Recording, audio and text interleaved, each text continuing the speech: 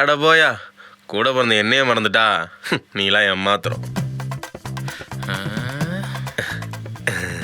Sorry moms, அப்படி ஃப்ளோவில் வந்துருச்சு.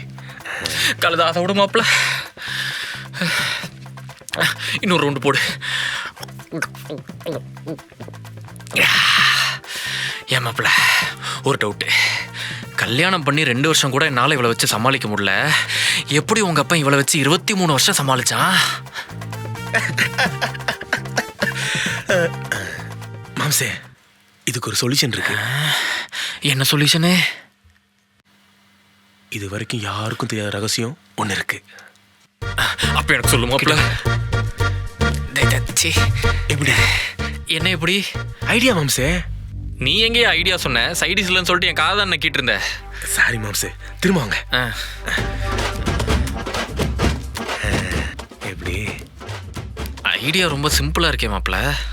மாம்சே, இந்த உலகத்தில் பல சிக்கலான பிரச்சனைக்கு சொல்யூஷன் ரொம்ப சிம்பிளாக தான் இருக்கும் மாம்சே. சரி, ட்ரை பண்ணி பார்க்குறேன். இதில் இன்னும் ஒரு 3/4 கட்டிங் தேரும். நீ குடிச்சிட்டு படுத்துக்க. பாய் மாப்பிள்ள. அப்பா,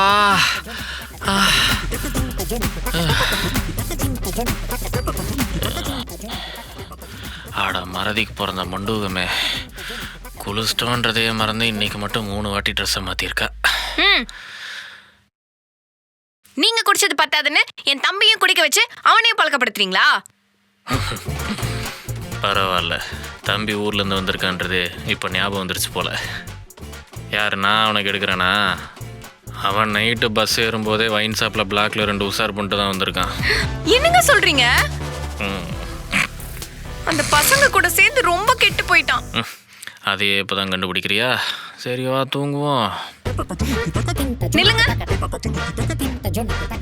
குடிச்சிருக்கீங்களா? ஐயோ, ஆரம்பிச்சிட்டாடா.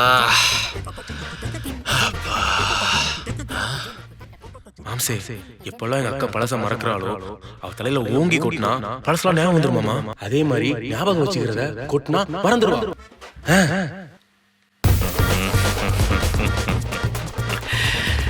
என்னடி கேட்ட?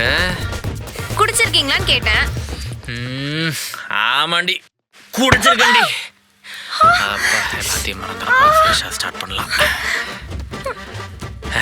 என்ன மறந்துட்டியா? எப்படியும் ஃபேமிலி சீக்கிரட்டை கண்டுபிடிச்சேன் பாத்தியா? இப்ப எதுக்கு கொட்டினீங்க? அவன் அப்படிதானே சொன்னான்.